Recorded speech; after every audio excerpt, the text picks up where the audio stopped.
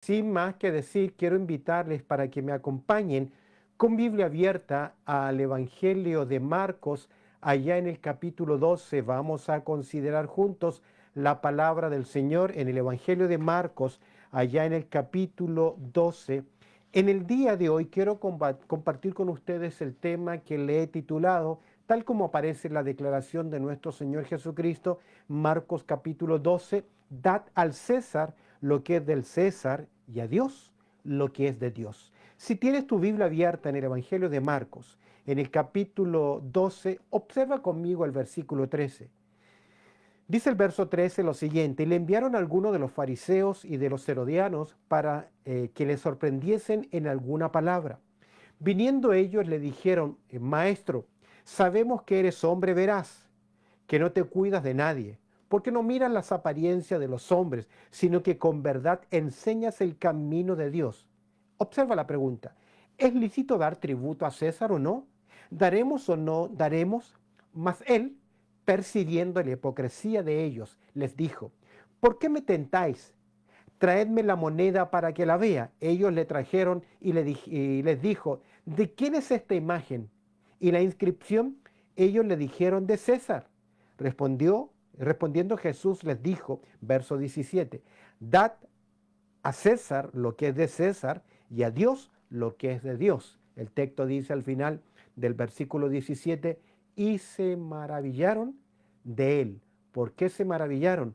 Por la respuesta que dio nuestro Señor Jesucristo a estos personajes. Así que rápidamente consideremos juntos el tema: dad al César lo que es del César y a Dios lo que es de Dios. Hoy vamos a ver otra astuta confrontación de parte de los líderes religiosos de la nación de Israel. Recuerda que desde el momento en que el Señor Jesucristo resucitó a Lázaro, ellos tienen una sola misión. Ellos quieren sacar del medio a nuestro Señor Jesucristo. En este capítulo de Marcos, ahí en el capítulo 12, vemos continuamente el encuentro que tiene Jesús con los líderes religiosos. Si tú recuerdas el estudio anterior, vimos que el Señor les contó una parábola. Vemos en este punto que después de esta conversación, después de la propuesta de estos líderes de entrampar a Jesús con sus palabras, la gente quedó admirada o maravillada, como dice el texto 17, de la respuesta del Señor. ¿Qué aprendemos de esta declaración, de esta confrontación, donde el Señor directamente es cuestionado por los tributos y el Señor hace una declaración magistral? Dad al César lo que es del César y a Dios lo que es de Dios. Quiero que observemos en primer lugar qué podemos aprender de este relato. Si tienes tu Biblia abierta en el Evangelio de Marcos, en el capítulo 12, observa el verso 13 y vamos a ver acá el plan de los ministros religiosos. Recordemos que el Señor en los primeros 12 versículos ha narrado una parábola interesante: los labradores malvados.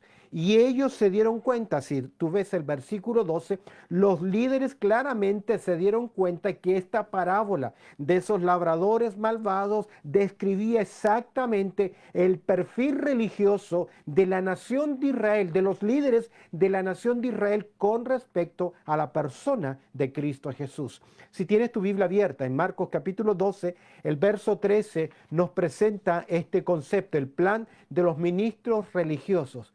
Y le enviaron a algunos de los fariseos y de los herodianos. Llama la atención acá, ellos están enviando representantes o algunos discípulos tanto de los fariseos como de los herodianos, le enviaron, es decir, hay intencionalidad. Es por eso que hablamos de los planes de los ministros religiosos. ¿Cuál es el plan? Ellos van llamando a los fariseos y a los herodianos. Llama mucho la atención de la asociación de estos dos grupos, ya que realmente tenían pocas cosas en común, salvo el sacar de en medio a nuestro Señor Jesucristo. Los fariseos mantenían una posición de firme rechazo al dominio romano sobre Palestina, aunque no llegaban al extremo de otro grupo llamado los celotes, que eran los revolucionarios, que empleaban la violencia como método para lograr sus propios propósitos. En cambio, el otro grupo, los herodianos, eran un grupo que simpatizaba con la dinastía herodiana. Quizás ellos tenían la esperanza de unificar otra vez toda Palestina bajo un solo gobernador. Ahora, ellos se unen a pesar de que tienen pensamientos, posturas, posiciones políticas y aún puntos doctrinales opuestos. Ellos tienen algo en común. Dice que se unieron, fueron citados. El texto dice, y le enviaron a algunos de los fariseos y de los herodianos. Observa la palabrita, ¿para qué? Propósito, les sorprendiesen en alguna palabra. Fueron enviados estos discípulos de los fariseos, de los herodianos, parte del grupo religioso, parte de los líderes de la nación de Israel, con la intención de entrampar, poner un lazo, casar con las palabras a nuestro Señor Jesucristo. ¿Cómo lo hacen?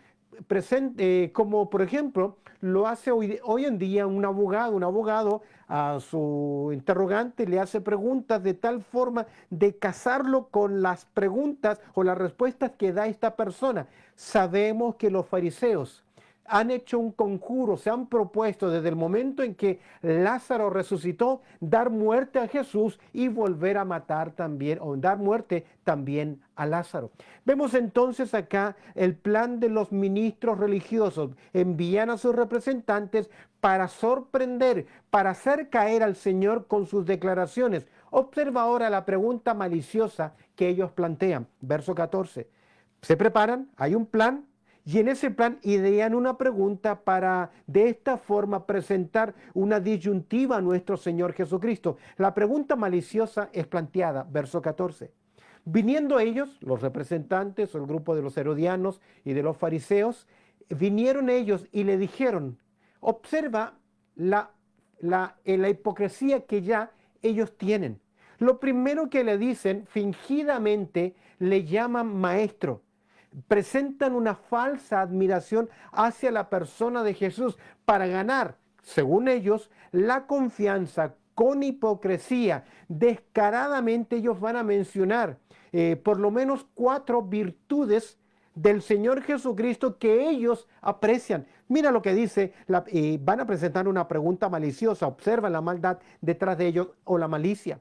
Viniendo ellos le dijeron, maestro, rabino, instructor, enseñador. Ellos no lo reconocen así. Y observa lo que ellos le dicen con hipocresía. Ellos hablan de que sabemos que eres hombre veraz. Afirman la veracidad de Jesús. Afirman la valentía de Jesús y que no te cuidas de nadie. Es decir, Jesús enseña lo que tiene que enseñar. Es una salamería. Y mira, porque no miras las apariencias de los hombres. Le reconocen veracidad, le reconocen valentía, le reconocen valor y observa, también lo reconocen como vocero de Dios, sino que con verdad enseñas el camino de Dios. Solo es hipocresía porque ellos no creen en las enseñanzas de Jesús. Y observa la pregunta maliciosa que es planteada. ¿Es lícito dar tributo a César o no? La verdad que la pregunta es extraña porque no hay ninguna prohibición en la palabra de Dios. Pero observa, ¿es lícito dar tributo a César o no? ¿Daremos o no daremos? El evangelista Mateo introduce lo siguiente, que ellos dicen, dinos pues, ¿qué te parece? La propuesta es un dilema. Estos personajes se enfrentan, cuando confrontan a Jesús o vienen a Jesús con esta pregunta, le presentan un dilema. ¿Qué es un dilema? Por lo general, un dilema es una pregunta que se le hace al adversario, la cual tiene siempre 2 respuestas. Y resultando que cualquier respuesta a tal argumento no será favorable para el que la responde. Es decir, el dilema siempre va con una malicia, con una mala intención. Y no importa la respuesta, porque el dilema casi siempre tiene 2 A y B, 2 respuestas. Cualquiera de las 2 respuestas no va a resultar favorable para aquella persona que está siendo interrogado. Hablando en forma general, cuando uno confronta un dilema, no hay salida buena. ¿Es lícito dar tributo a César o no? ¿Daremos o no daremos? Si Jesús responde con la palabra no, no es lícito, que no se debe pagar los impuestos, los fariseos quedarían contentos, pero los herodianos habrían ido directamente a Pilato. y hubiesen acusado a Jesús de ser una persona que estaba sediciosa o que estaba alborotando a la nación en una actitud de anarquía o de rebeldía. Si la respuesta de Jesús es no, los fariseos quedarían contentos, pero los herodianos irían a acusar a las autoridades de sedición y de alborotamiento a nuestro Señor Jesucristo. Ahora, si la respuesta de nuestro Señor Jesucristo es sí, que se debe pagar impuestos, Jesús inmediatamente perdería la popularidad de los judíos. Sí, porque los judíos estaban siendo súbditos de los romanos, lo mirarían de mala gana. Bajo esta afirmación sería pagar los impuestos. Entonces los fariseos les habrían acusado de traidor a Jesús, a la nación de Israel, y habría enfatizado que el verdadero Mesías, porque los fariseos no creen que Jesús es el Mesías, y ellos estarían diciendo, ¿ves? ¿Cómo es posible que tú seas el Mesías y sigas llevando a la nación de Israel a ser subyugada bajo el imperio romano? Algo que quiero denotar acá, la pregunta, el planteamiento, como hemos dicho, el verso 14, la pregunta maliciosa es planteada, ellos le presentan un dilema. Ahora, es interesante la palabra César, porque aquí la palabra César no es un nombre propio, sino que es un título de realeza, que equivale ya en el Imperio Romano a que esa persona que estaba en el poder, en el gobierno, siendo un César, prontamente sería una deidad para el Imperio Romano.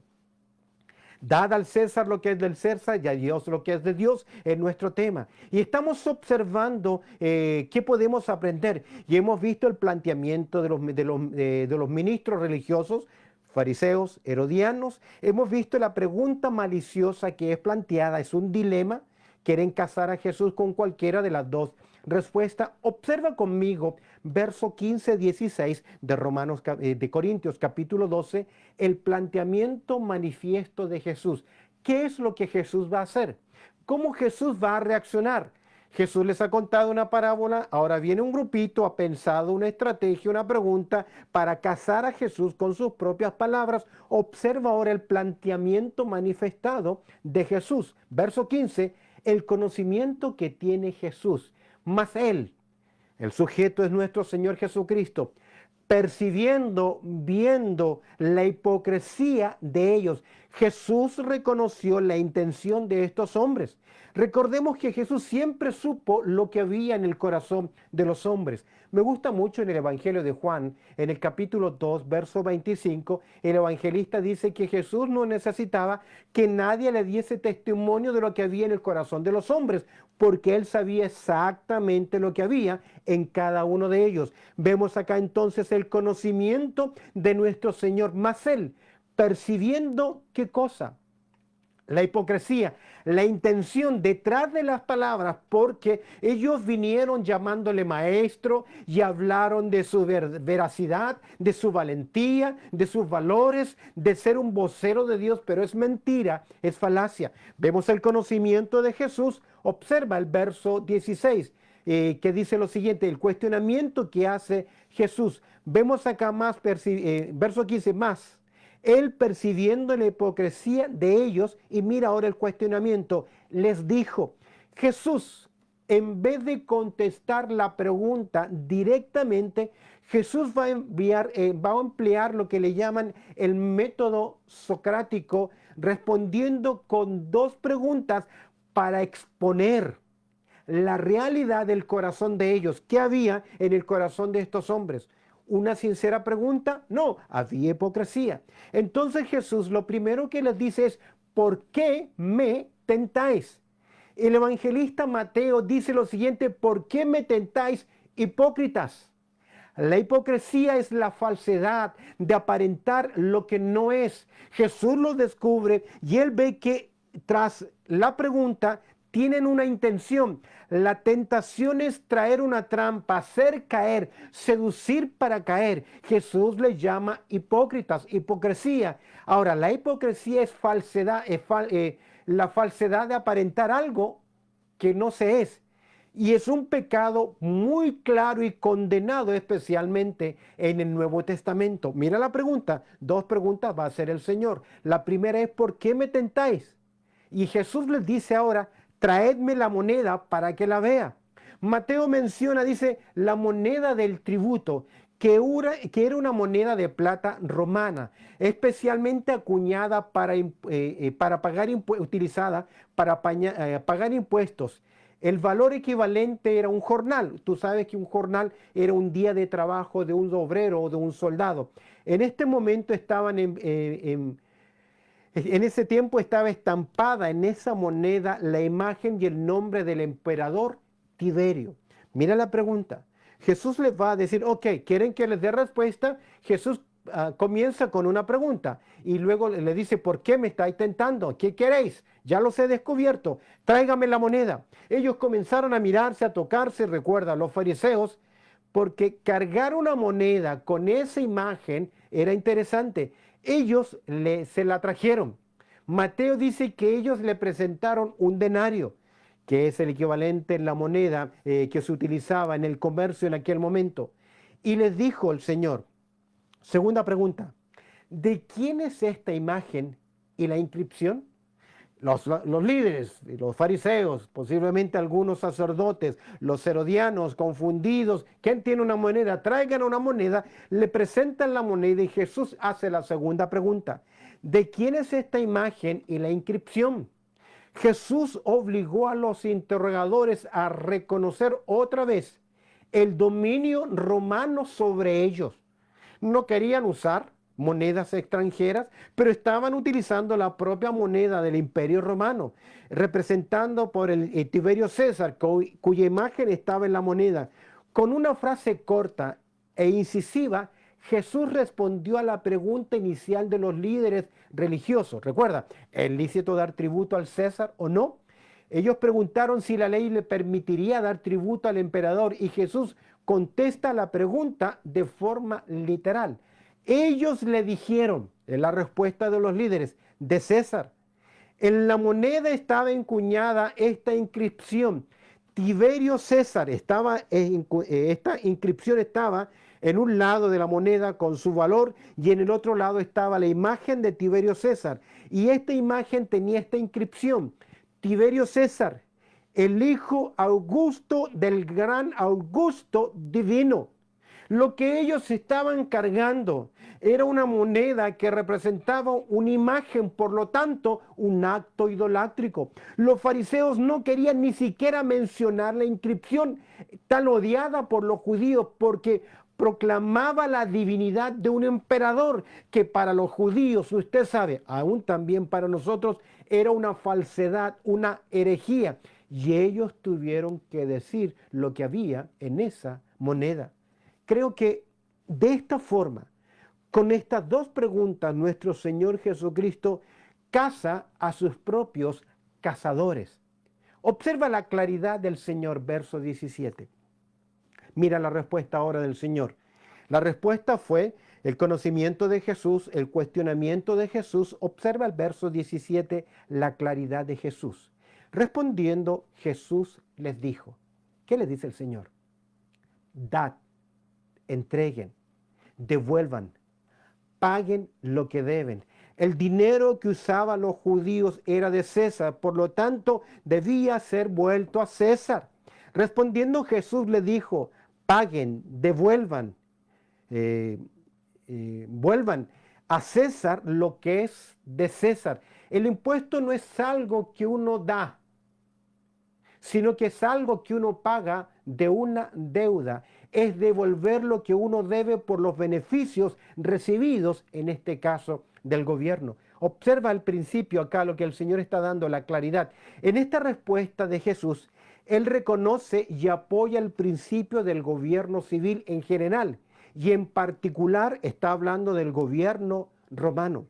A pesar de este testimonio, a pesar de que lo que el Señor está respaldando y reconociendo no la opresión, sino que el uso de los beneficios de un gobierno, el deber de pagar un tributo, de reconocer el gobierno y la disposición del gobierno, a pesar de que nuestro Señor Jesucristo está reconociendo esto y no está llevando a la nación a una anarquía, a una rebelión, a pesar de esto, la falsedad de sus líderes le llevaron a acusar a Jesús de lo siguiente. En Lucas capítulo 23, verso 2 dice lo siguiente: y comenzaron a acusarle, esto es, al Señor Jesucristo, comenzaron a acusarle ante las autoridades romanas, comenzaron a acusarle diciendo: a este hemos hallado que pervierte a la nación y que prohíbe dar tributo a César, diciendo que él mismo es Cristo, un rey. Es cierto, Jesús es rey,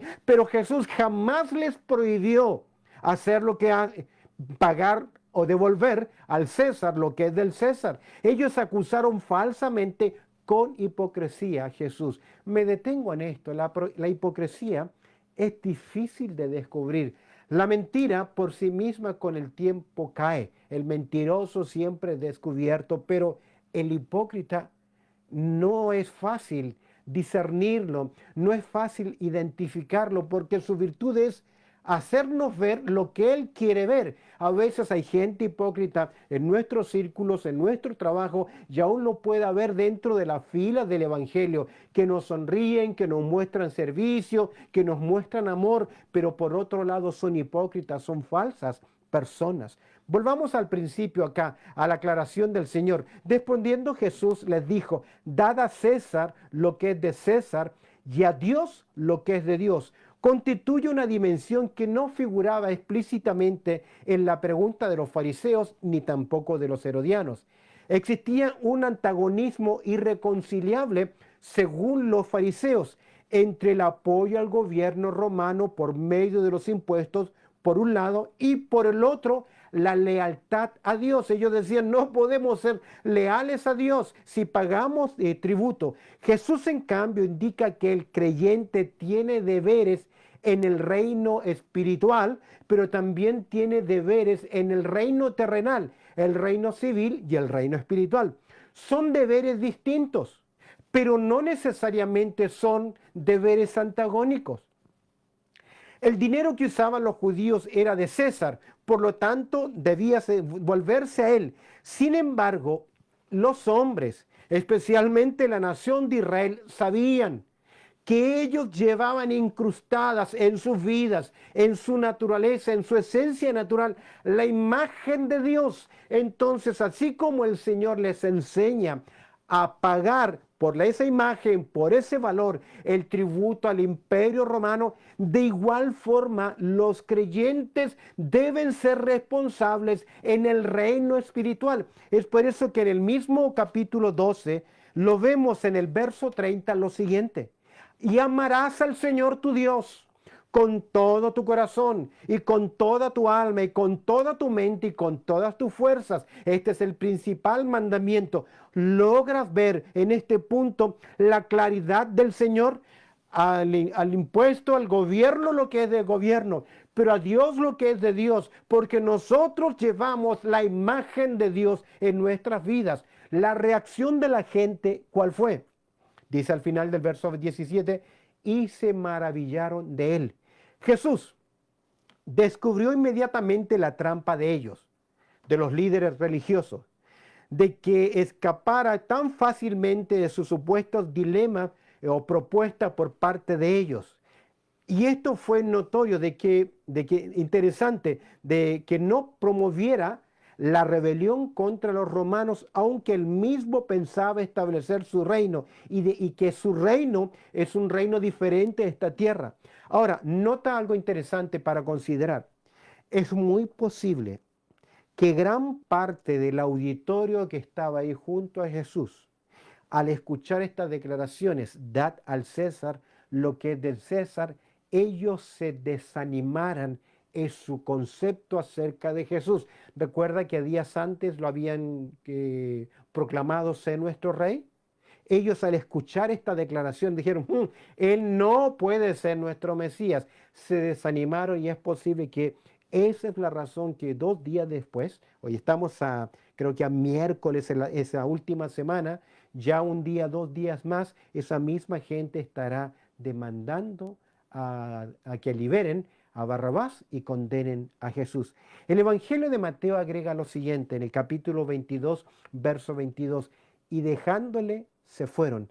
A pesar de la intención, estos son los líderes religiosos, a pesar de la intención de los líderes religiosos de presentar un dilema, la verdad es que para Jesús no había ningún dilema.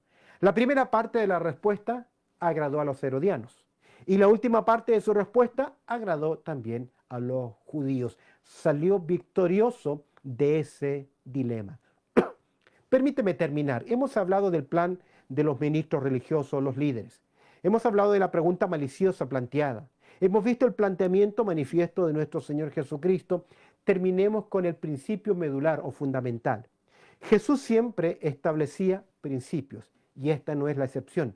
Aquí establece uno sumamente grande e importante. Todo cristiano tiene una doble nacionalidad. Primero, tenemos una ciudadanía o es ciudadano de un país en el cual nosotros vivimos. Yo soy ciudadano australiano y me he hecho ciudadano australiano. Todo creyente tiene esta ciudadanía de su país, ya sea en el cual nace o en el cual actualmente está viviendo. En el que está viviendo en ese país y le debemos a ese país muchas cosas. Le debemos al país donde vivimos la seguridad frente a las personas sin ley que solamente pueden promover un gobierno organizado. Vivir en un país, especialmente como este, que hay leyes, que hay reglas, que hay cuidado. Yo lo comparo hoy en día en salir a la tarde, en este mismo horario, en mi país es un peligro, pero en muchos suburbios de este lugar, de este país, usted puede salir. Mi casa no está llena de rejas de barrote y no hay una reja en la entrada de mi casa como en nuestros países. Le debemos cuidado. Yo hoy, día miércoles, saco mis barriles de basura y los dejo allá a la entrada. Tengo 3 barriles, uno basura en general, otro para reciclaje y otros para las cosas verdes. No sé cómo será en su suburbio, pero todo eso es un privilegio que tenemos de un gobierno y somos responsables de retribuir por esos beneficios. Le debemos los servicios públicos, le debemos la seguridad. El cristiano tiene un deber para con César en compensación por los privilegios que le aporta el gobierno del César a la persona. Pero no solamente mirando este principio medular fundamental, que somos ciudadanos de un país, tampoco debemos olvidarnos que usted y yo como cristianos tenemos también otra ciudadanía celestial. Usted conoce Filipenses capítulo 3, verso 20, donde el apóstol Pablo afirma, mas nuestra ciudadanía está en los cielos. Hay asuntos de religión y de principio en los que la responsabilidad del cristiano es para con Dios. Ahora, puede llegar a ocurrir que en algún momento estas dos nacionalidades estén en un dilema.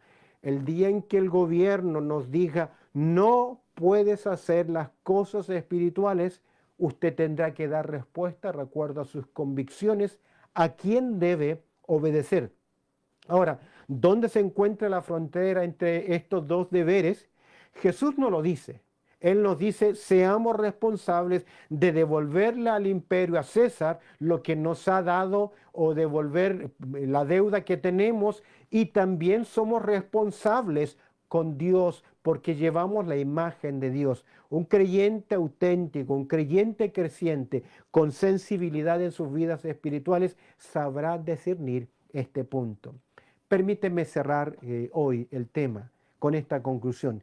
El creyente no debe faltar a sus deberes para con Dios, como tampoco lo hace para con los hombres. Pedro en su primera carta, en el capítulo 2, verso 17, primera de Pedro 2:17, dice, honrad a todos, amad a los hermanos, temed a Dios, honrad al rey. En otras palabras, da al César lo que es del César y a Dios lo que es de Dios. En conclusión, como creyentes, debemos ser responsables a las autoridades. Como creyentes debemos cumplir con nuestros deberes cívicos. Como creyentes de igual forma debemos cumplir con el reino espiritual. No puedes ir todos los días a tu trabajo y no asistir a la iglesia. No puedes pagar todos tus impuestos y no dar lo que corresponde al Señor semanalmente. Como creyentes debemos aprender a tener convicciones firmes de lo que es la ética del creyente. Esto parte con un compromiso a obedecer las demandas del Señor. Jesús estableció el principio fundamental de la responsabilidad. Por lo tanto, usted y yo, así como somos responsables en nuestra tierra de pagar nuestros impuestos, de ser responsables en el área cívica, de respetar las leyes, también respetemos los principios de Dios. Y Dios nos dice, busca primeramente el reino de Dios y su justicia. Dad al César lo que es del César y a Dios lo que es de Dios. Amén. Acompáñame en oración. Bendito Padre Celestial.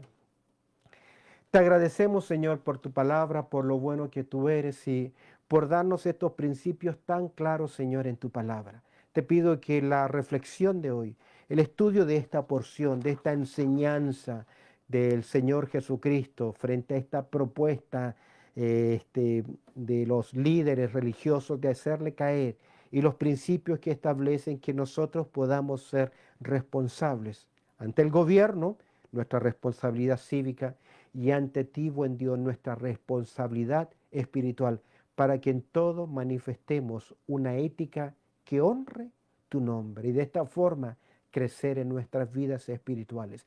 Te agradezco y te pido que tú añadas tu bendición a lo que hemos considerado en el día de hoy, pues oramos a través del precioso nombre de Cristo Jesús.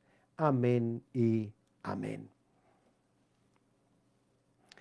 Bien, mis queridos, comenzamos entonces a despedirnos. Recordarles a los hermanos entonces que mañana tenemos mantenimiento y el día sábado, varones, si no has confirmado tu participación, necesitas hacerlo. Creo que es parte de nuestra responsabilidad. El no asistir nos va a hacer pensar que no tienes interés en la obra del Señor. Así que esfuérzate para que este sábado, 9 de la mañana, estés junto a nosotros para tener este tiempo especial como varones para crecer en la gracia y el conocimiento de nuestro Señor Jesucristo. Saludamos entonces a los hermanos que nos se están despidiendo. Nuestros hermanos Fuentes dicen amén. Nuestra hermana Benijara también nos saluda, nos dice amén. Carmen dice orando, si ya hemos orado. Felicinda también envía ahí sus saludos. Ella nos presentan algunos pedidos de oración. Estaremos orando por ellos. Nuestra hermana Lucy nos dice, Dios les bendiga grandemente a mis hermanos. Saludamos a los hermanos que están junto a nosotros. Saludamos también aquí a Alexis, dice amén. Bendiciones para todos mis hermanos. De igual forma nuestra hermana Hilda. Román también nos envía un abrazo. Gracias, querido, por estar junto a nosotros. Que el Señor les bendiga mucho. Vi también por ahí, sí, ya no sé, gracias por acompañarnos. Nuestra hermana Ana nos presenta otro pedido de oración. Felicinda nos pide que estemos orando, así que ya saben, mis queridos, sin más que decir, recordarles, mañana, 8:30, mantenimiento, el día sábado, 9 de la mañana, ya estamos ahí. Agradecemos a las hermanas que nos están ayudando. El día domingo tenemos nuestro culto, nuestro servicio de adoración, 10 de la mañana. No olvides leer el libro del profeta Jonás. Vamos a considerar el tema huyendo de Dios y después, Dios mediante, vamos a tener escuela dominical, terminando ya la segunda lección de nuestro estudio. Sin más que decir, la paz de Dios sea en sus vidas. Dios les bendiga mucho. Saludo ahí a Marcela Lai, me dice amén, hermano pastor. Muchísimas gracias por acompañarnos. No sé de dónde nos escribes, pero gracias por acompañarnos en el día de hoy. Sin más que decir, la paz de Dios sea en sus vidas y nos estamos viendo en las próximas actividades. Dios te bendiga.